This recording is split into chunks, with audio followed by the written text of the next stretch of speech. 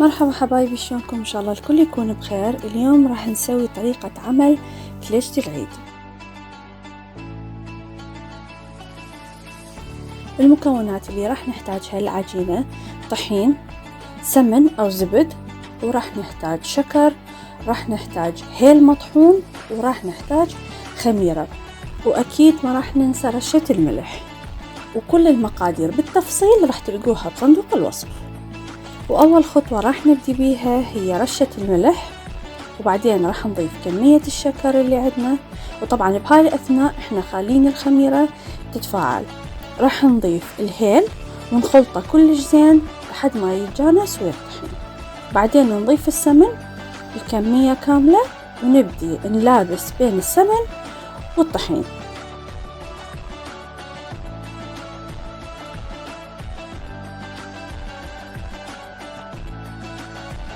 وهسه تفاعلت عندنا الخميرة، راح نضيفها كلها للطحين،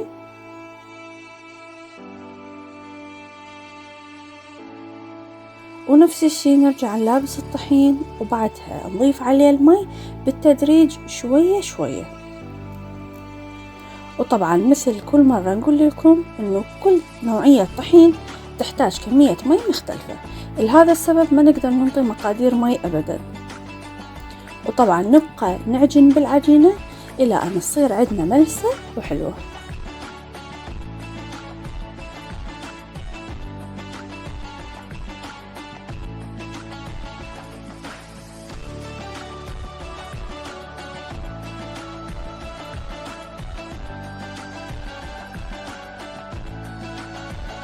نضيفها على راحتها تختمر، ونبدي هنا نسوي الحشوات. راح نبدي بحشوة التمر، راح نضيف سمن للطاوة ونخلي عليها كمية التمر اللي نحتاجها، وهاي كمية التمر اللي استخدمناها راح تكفينا العجين مقداره 3 كيلوات. نحاول نلابس التمر ويا السمن اللي ساح أكيد على النار،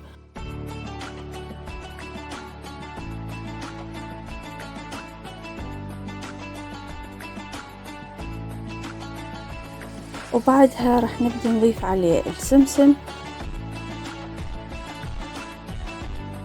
وراح نضيف عليه مقدار خاشوقتين أكل قرفة، ومقدار خاشوقتين أكل هيل مطحون.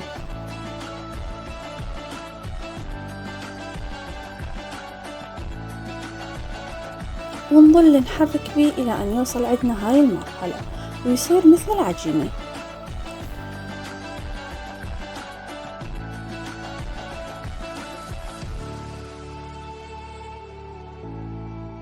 وهنا عندنا باقي الحشوات: جوز هند، جوز أو عين الجمل، ويا شوية هيل، زبد، شكر، شيرة، وهسه راح نقولكم شنو راح نستخدمها، حلقوم، وسمسم، ويا شوية هيل.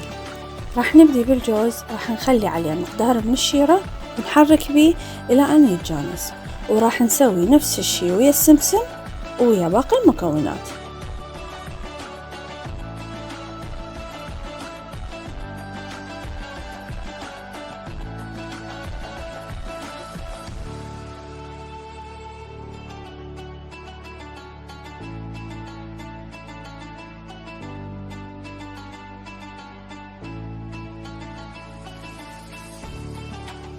جوز الهند راح نضيف وياه شوية شكر، وراح نخلي عليه شيرة.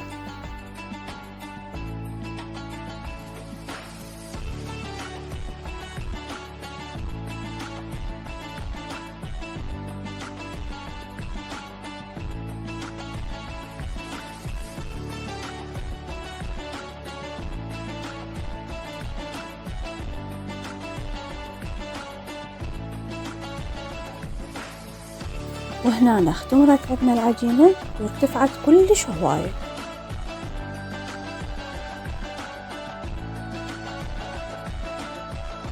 راح ناخذ مقدار من العجين ونبدي نفتحه على شكل دائري.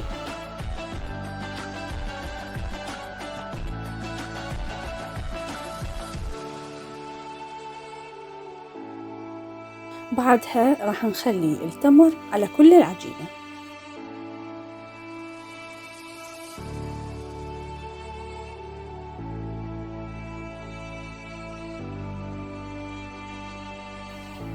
ونلف العجينة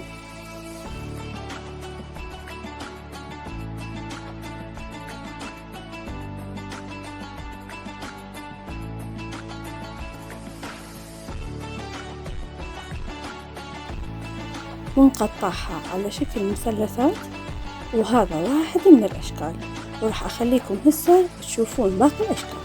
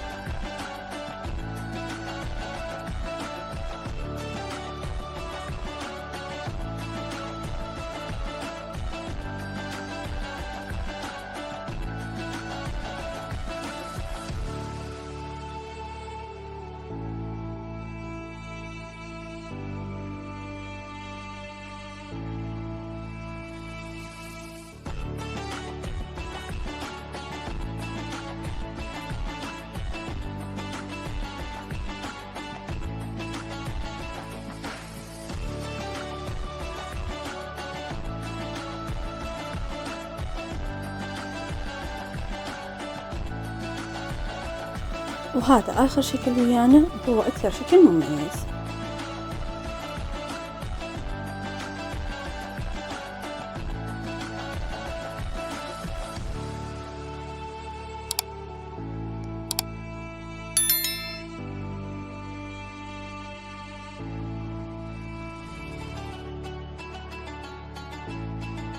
وبعدها راح نخفق بيضة، خلي عليها شوية حليب وشوية هيل وشوية نسكافيه حتى تضيع زناخة البيض، وندهنها وندخلها للفرن على درجة حرارة 200، ونبقى نراقبها.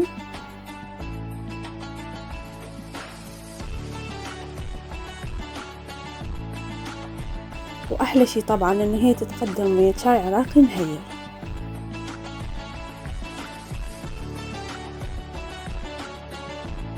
وألف عافية.